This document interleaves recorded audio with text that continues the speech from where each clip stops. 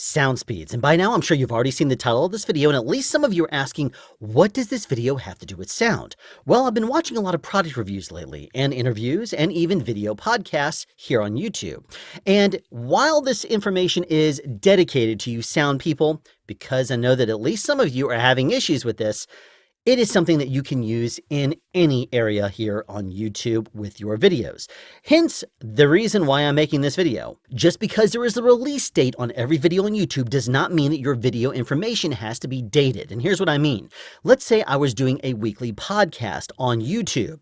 If I were to spend a minute of my time saying, oh, thank you so much for joining me here. And by the way, if you would like to participate in my November contest, please do so by doing this and following these instructions in order to enter yourself in the contest. Or if I were to say, for my 2,500 subscriber, I'm going to be doing this. So please help me get that by liking, sharing, subscribing, all that kind of garbage, and help me get up to 2,500 subscribers. Now, if I did that and suddenly my channel had 10,000 subscribers, then why in the world are you going to want to maybe watch this podcast if I've already surpassed that goal? I am wasting your time at that point by mentioning old information. Time-sensitive information, like a week from this Tuesday, I'm going to be releasing my next album. Well, guess what happens on Wednesday?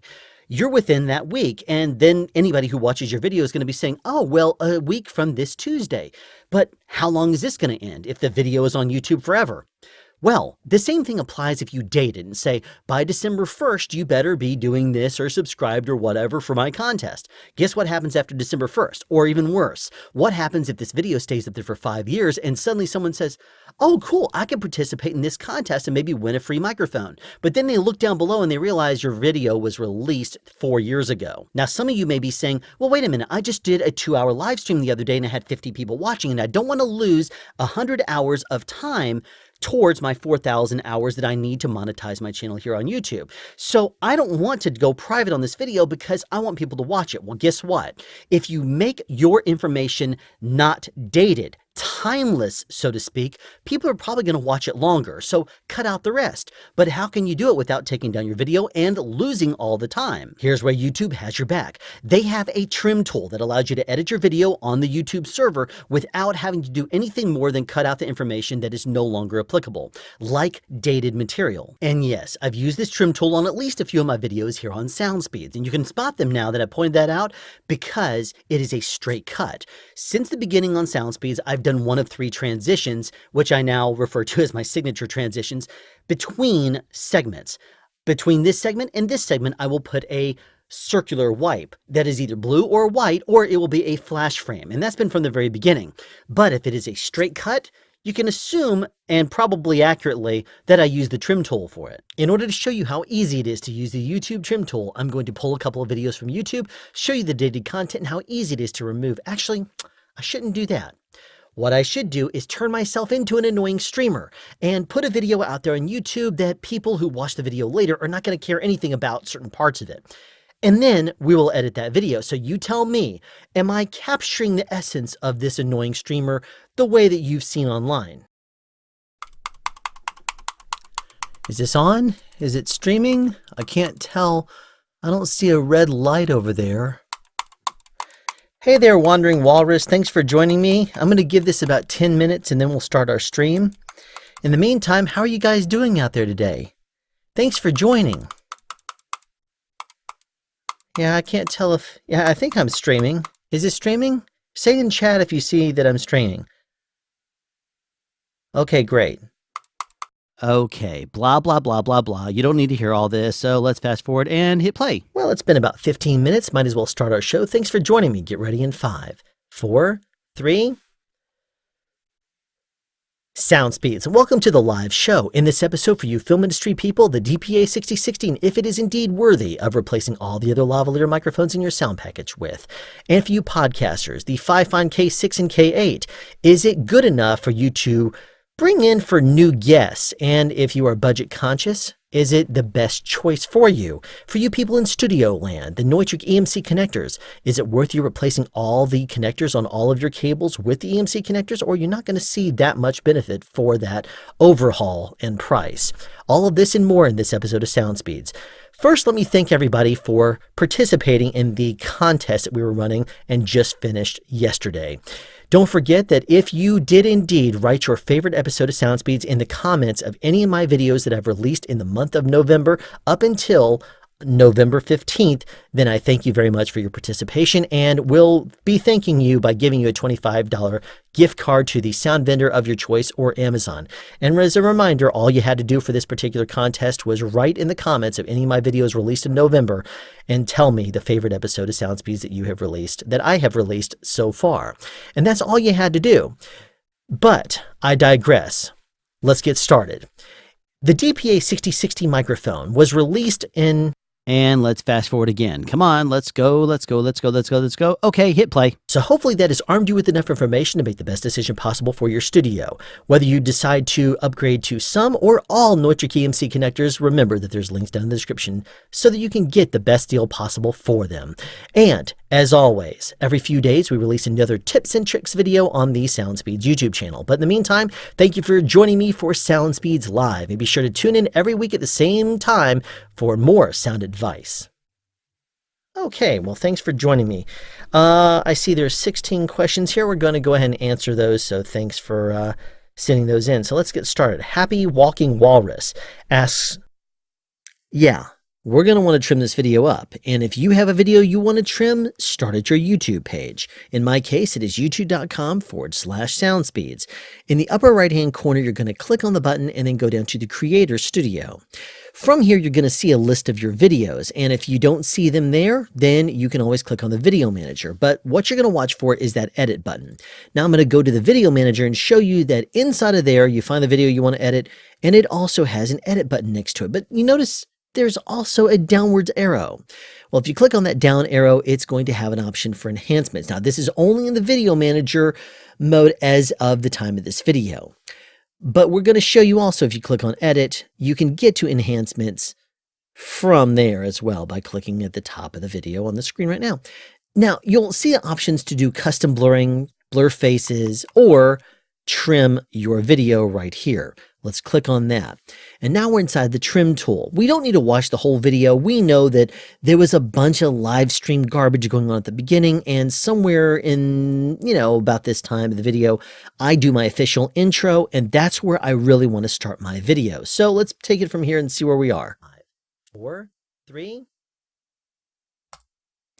So I'm going to assume that that's close. I'm going to go ahead and hit the split button. Now, if I hit play, let's see what happens. Sound speed. Welcome to the... So that wasn't bad. That's about where I would want to start it. But let's just say I wanted to back up a little bit or go forward a little bit. You see the little triangles right here and right here.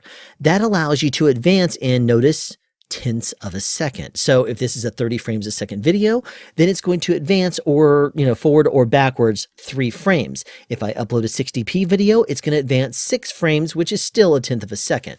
And in my case, I'm going to say, well, let's just back up just a little bitty bit here, and we're going to see what happens. And actually, no, I'm going to go forward just a little bit, advance a little bit. Yeah, okay, we're going to call it there. Let's just say that was perfect to begin with. And I did my split button. Now I'm going to edit and delete rather the beginning of that video because I don't care anything about it. So if I hit play, let's see where we are. Sound speed. Welcome to the live show.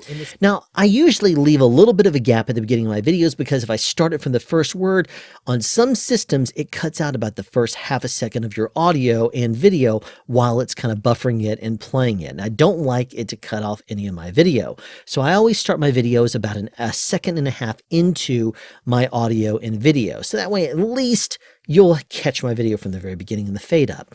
So I'm going to advance a little bit here and we're going to see where I need to make my first cut. Is it worth you replacing all the connectors on all of your cables with the EMC connectors, or you're not going to see that much benefit for that overhaul and price? All of this and more in this episode of Sound Speeds.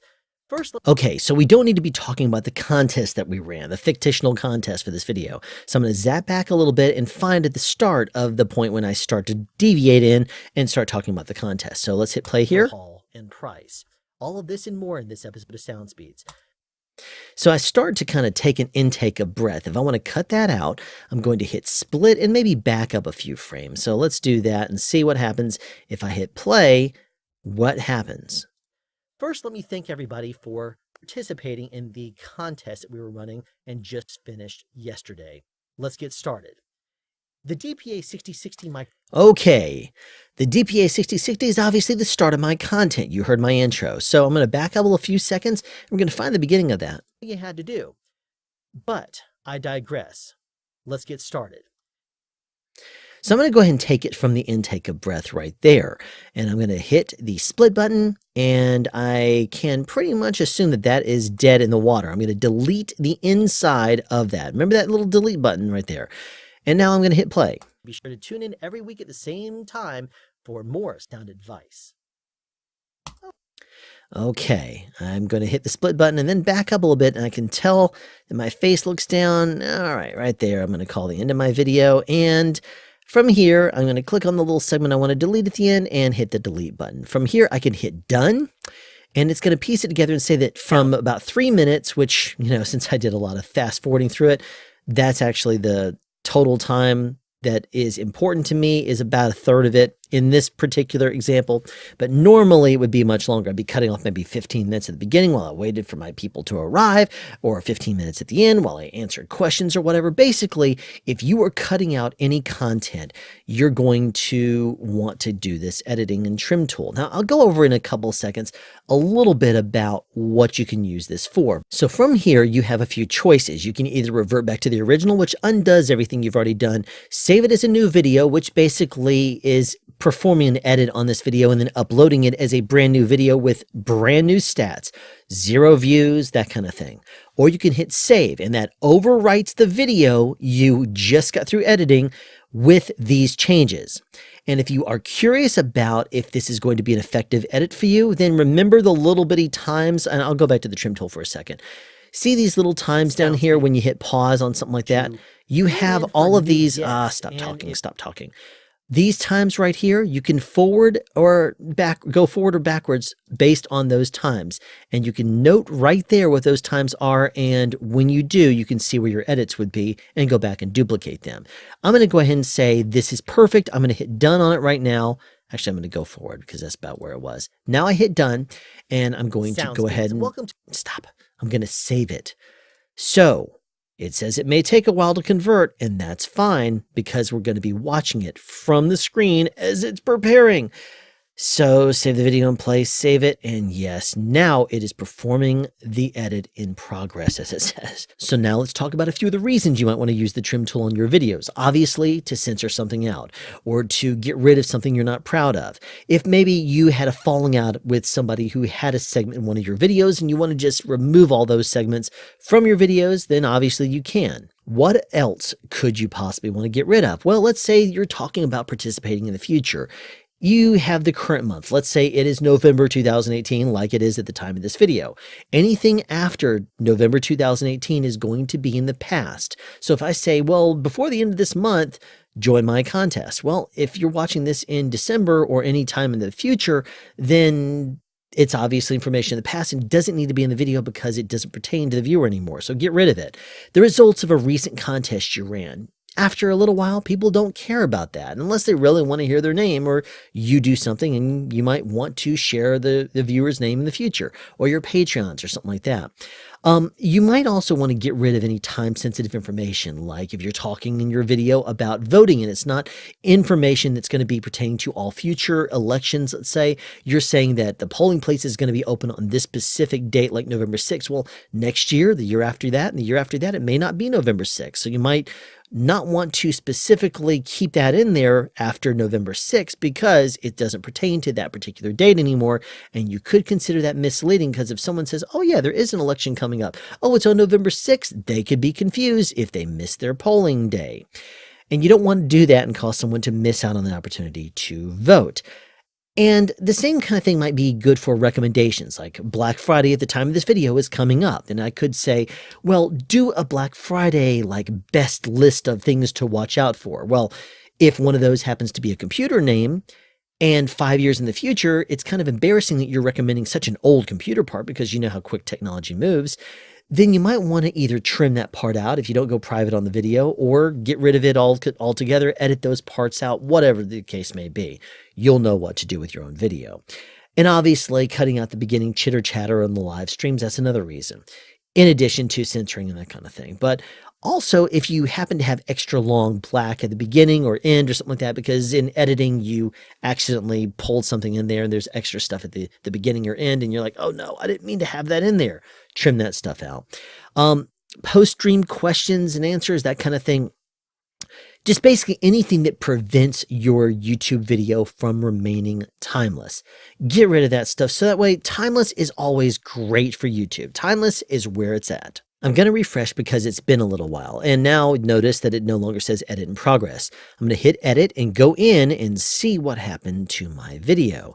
Hitting play, I'm going to fast forward a little ways because we don't need to hear all this stuff again. All the connectors on all of your cables for that overhaul and price. All of this and more in this episode of Sound Speeds. The DPA 6016 Notice that was a little bit of a choppy edit. The DPA 6016 price. All of this and more in this episode of Sound Speeds.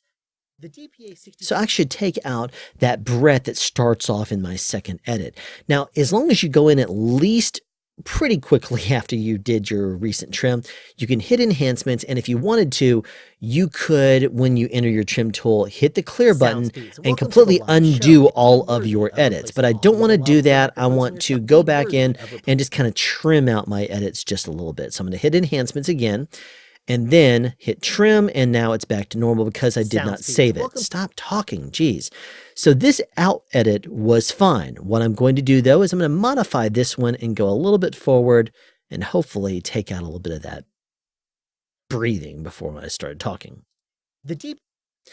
Okay, so I'm going to say right there, it is, okay, so 4, let's pretend that 4 is even. Let's try that. The DPA 6060.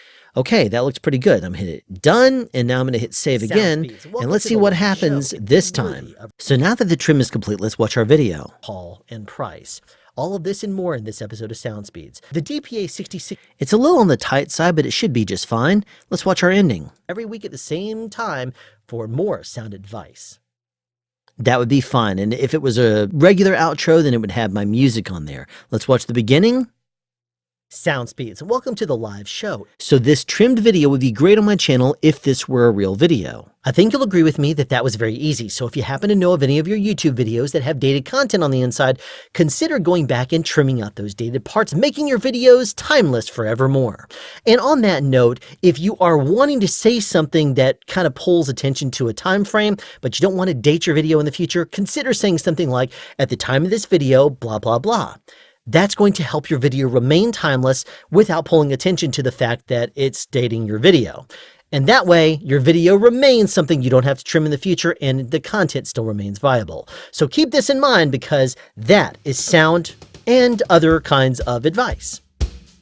Have a question you'd like answered or want to add something? Be sure to write it in the comment section down below. You can also make a suggestion for future topics of discussion. Again, comment section down below, or you can email me at soundspeeds@yahoo.com. Be sure to subscribe and turn on notifications so you won't miss out on future sound advice.